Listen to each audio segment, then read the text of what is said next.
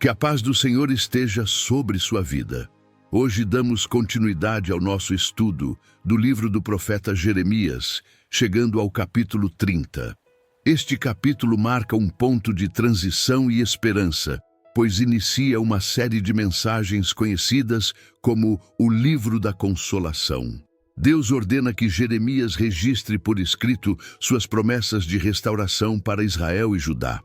Ainda que o povo esteja vivendo as consequências do juízo, o Senhor revela que não os esqueceu e que um tempo de cura, liberdade e aliança renovada está por vir. Agora, convido você a acompanhar comigo a leitura do capítulo 30 do livro do profeta Jeremias.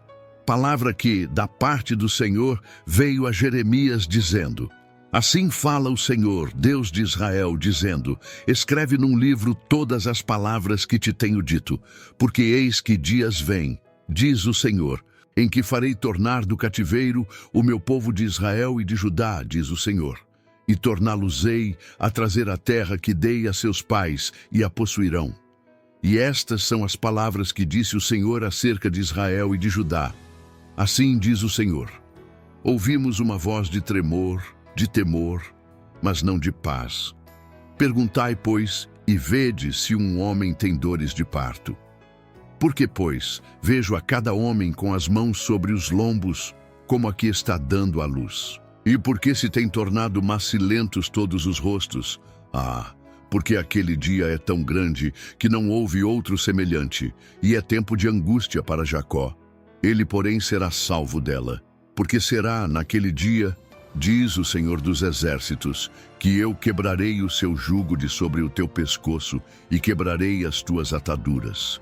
E nunca mais se servirão dele os estranhos, mas servirão ao Senhor, seu Deus, como também a Davi, seu rei, que lhes levantarei.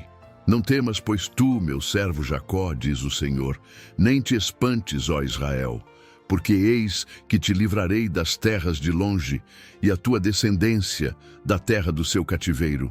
E Jacó tornará, e descansará, e ficará em sossego, e não haverá quem o atemorize. Porque eu sou contigo, diz o Senhor, para te salvar, porquanto darei fim a todas as nações entre as quais te espalhei. A ti, porém, não darei fim, mas castigar-te-ei com medida. E de todo não te terei por inocente, porque assim diz o Senhor: teu quebrantamento é mortal, e a tua chaga é dolorosa. Não há quem defenda a tua causa. Para que possa ser curado, não tens remédios nem emplasto. Todos os teus amantes se esqueceram de ti, e não perguntam por ti, porque te feri com ferida de inimigo e com castigo de cruel, pela grandeza de tua maldade e multidão de teus pecados. Porque gritas em razão de teu quebrantamento? Tua dor é mortal. Pela grandeza de tua maldade e pela multidão de teus pecados, eu fiz estas coisas. Mas também todos os que te devoram serão devorados, e todos os teus adversários irão, todos eles, para o cativeiro. E os que te roubam serão roubados, e a todos os que te despojam entregarei ao saque. Porque restaurarei a tua saúde e sararei as tuas chagas, diz o Senhor. Pois te chamam a enjeitada, dizendo: é Sião, por quem ninguém pergunta. Assim diz o Senhor: eis que acabarei o cativeiro das tendas de Jacó e apiedar-me-ei das suas moradas. E a cidade será reedificada sobre o seu montão, e o palácio permanecerá como habitualmente. E sairá deles o louvor e a voz de júbilo, e multiplicá-los-ei, e não serão diminuídos, e glorificá-los-ei, e não serão humilhados. E seus filhos serão como na antiguidade, e a sua congregação será confirmada perante o meu rosto. E punirei todos os seus opressores, e o seu príncipe será deles, e o seu governador sairá do meio deles, e o farei aproximar, e ele se chegará a mim. Porque quem é aquele que se tem empenhado em se chegar a mim? Diz o Senhor: e ser-me-eis por povo, e eu vos serei por Deus. Eis que a tormenta do Senhor, a sua indignação, saiu. É uma tormenta varredora e cairá cruelmente sobre a cabeça dos ímpios. Não voltará atrás o furor da ira do Senhor, até que tenha executado e até que tenha cumprido os desígnios do seu coração. No fim dos dias, entendereis isto. Jeremias 30 se inicia com um gesto significativo. Deus ordena ao profeta que escreva em um livro todas as palavras que lhe tem falado. Esse detalhe não é apenas técnico ou administrativo, é uma confirmação de que as promessas de Deus são firmes, registradas e inalteráveis. Diferente das mensagens de juízo anteriores, aqui Deus começa a revelar palavras de restauração, e Ele quer que fiquem registradas para que o povo não apenas ouça, mas tenha com o que se lembrar e se apegar quando tudo ao redor parecer contrário. O Senhor então anuncia: voltarei do cativeiro o meu povo, Israel e Judá, diz o Senhor. Fá-los-ei voltar à terra que dei a seus pais e a possuirão. Essa promessa é direcionada tanto ao reino do norte, Israel, quanto ao do sul, Judá, mostrando que a restauração de Deus ultrapassa divisões políticas e atinge todo o seu povo. Mesmo após infidelidade, dispersão e sofrimento, o Senhor continua comprometido com sua aliança. Ele não abandona os que ama, ainda que os corrija com rigor. Mas a restauração não vem sem o reconhecimento do estado de dor. Deus descreve a situação presente do povo como um tempo de grande angústia.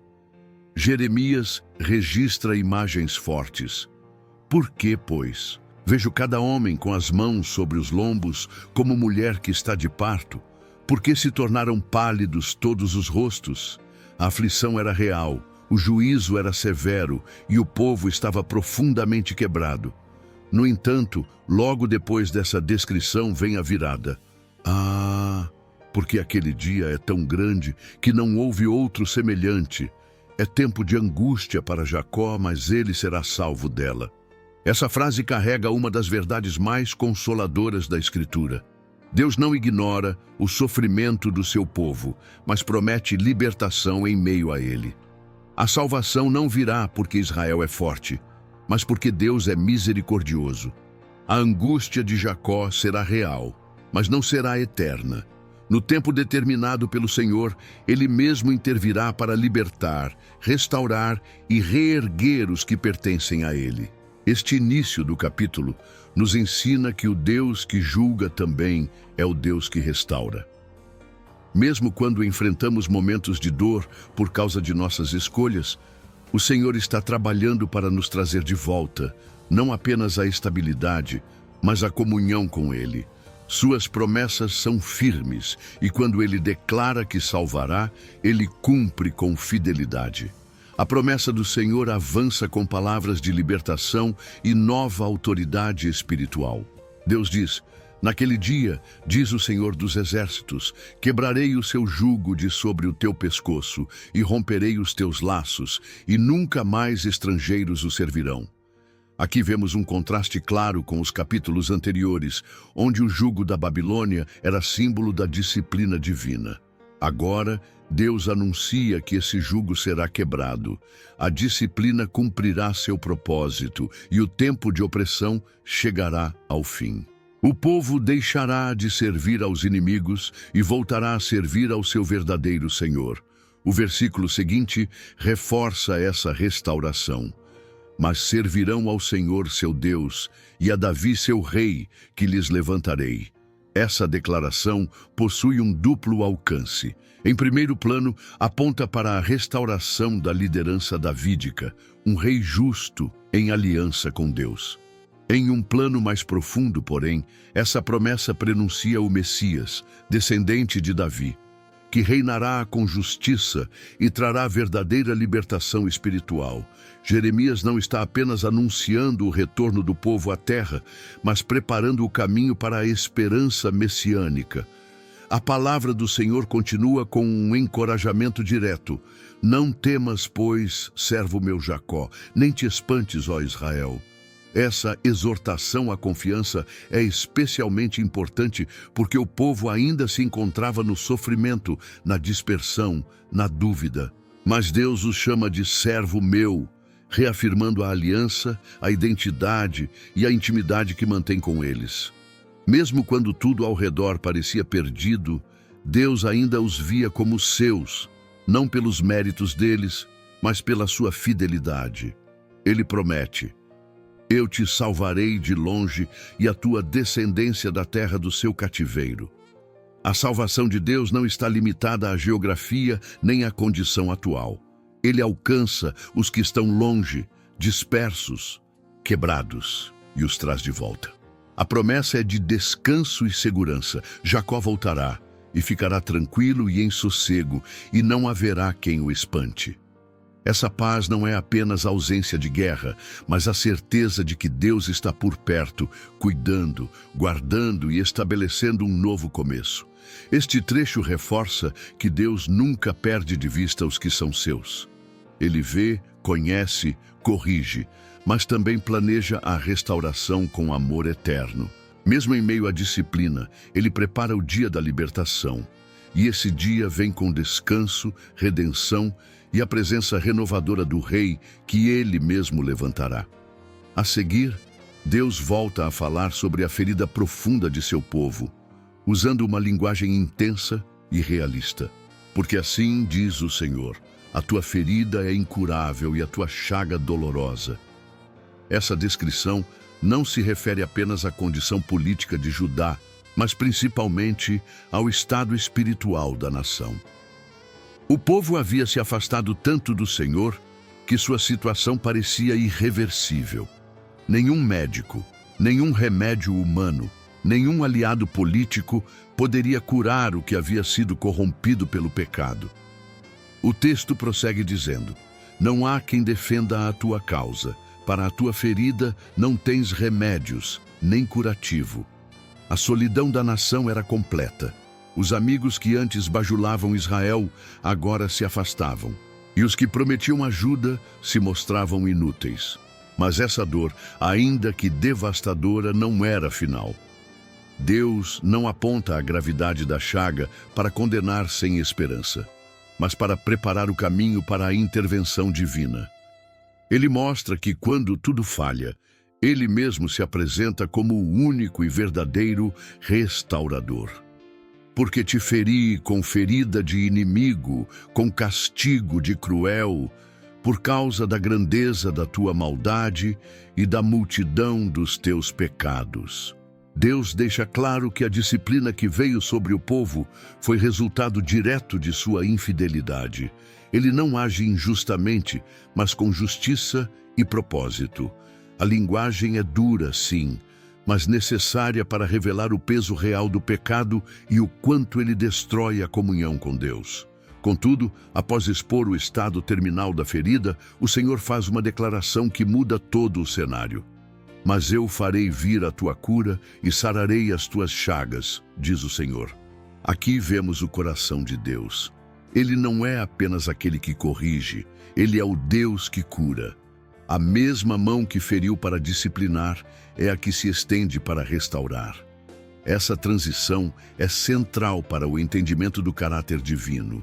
Justiça e misericórdia não são opostas em Deus, mas caminham juntas. Ele corrige para salvar, fere para sarar, julga para redimir. Essa parte do capítulo nos ensina que, por mais profundo que seja o pecado e por mais incurável que pareça a nossa condição, Deus tem poder para restaurar completamente. Nenhuma ferida é grande demais que Ele não possa curar, e nenhum exílio é longo demais que Ele não possa encurtar. Quando Deus se levanta para restaurar, Ele transforma a dor em testemunho, a vergonha em esperança e a ferida em sinal da graça que cura. Com a promessa da cura declarada, Deus prossegue revelando a transformação que realizará em favor de seu povo.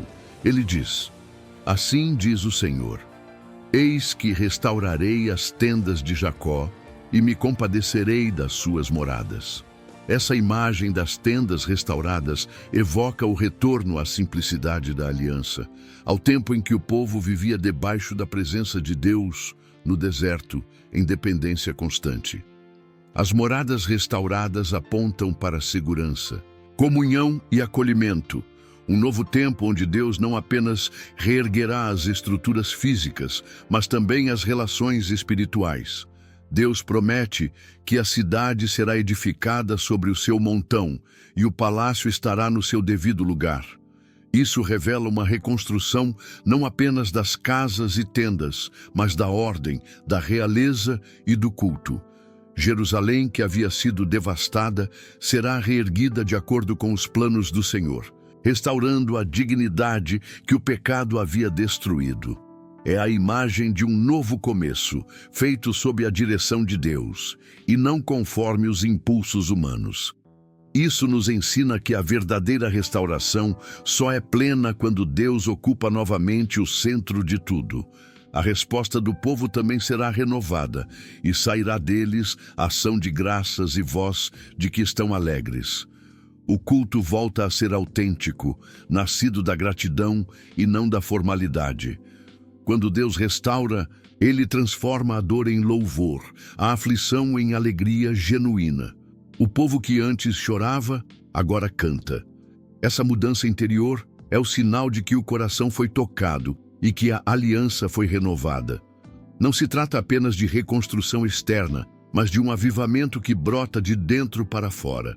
Deus também promete multiplicar o povo e honrá-lo, dizendo que não serão diminuídos nem serão desprezados. Ele inverte o ciclo da vergonha e do exílio. A humilhação dá lugar à honra, o isolamento ao acolhimento e a escassez à multiplicação. O Senhor age de maneira completa, cura, restaura e dignifica aqueles que se voltam a Ele. Além disso, Ele promete que os seus filhos serão como dantes e a sua congregação será confirmada perante mim. Há uma reafirmação da identidade do povo como comunidade santa e separada, com herança e promessa. Essa porção do capítulo nos revela que a restauração de Deus é abrangente.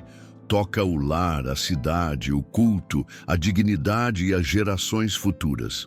Ele não apenas recomeça a história, ele escreve uma nova, com graça, propósito e alegria. Onde o pecado gerou ruína, Deus planta esperança. O capítulo se encerra com uma poderosa declaração sobre a liderança e o relacionamento restaurado entre Deus e seu povo. O Senhor afirma: "E ser-me-á ele por guia, e o seu príncipe sairá do meio dele, e o farei chegar-se a mim." Essa promessa aponta para um líder legítimo que surgirá de entre o próprio povo, não imposto por poderes estrangeiros ou manipulações políticas, mas escolhido por Deus. Trata-se de uma liderança que não apenas governa, mas que se aproxima do Senhor, servindo como elo espiritual entre o povo e o Criador. Essa figura, ao mesmo tempo política e espiritual, prefigura o Messias. Aquele que, vindo da linhagem de Davi, será tanto rei quanto sumo sacerdote. Ele é aquele que se aproxima de Deus com legitimidade, não por mérito humano, mas porque foi levantado pelo próprio Pai. Jeremias anuncia que essa liderança restaurada não será mais um jugo opressor, mas expressão da vontade redentora de Deus, conduzindo o povo em justiça e comunhão. Essa promessa é uma semente da esperança messiânica que florescerá com clareza nos séculos seguintes. Logo em seguida, Deus declara com ternura: "E vós sereis o meu povo, e eu serei o vosso Deus." Essa frase resume toda a aliança e é o coração da revelação bíblica. Mais do que restaurar terras, estruturas e posições, o objetivo de Deus sempre foi restaurar o relacionamento. Ele deseja ser Deus próximo, acessível, amado e obedecido.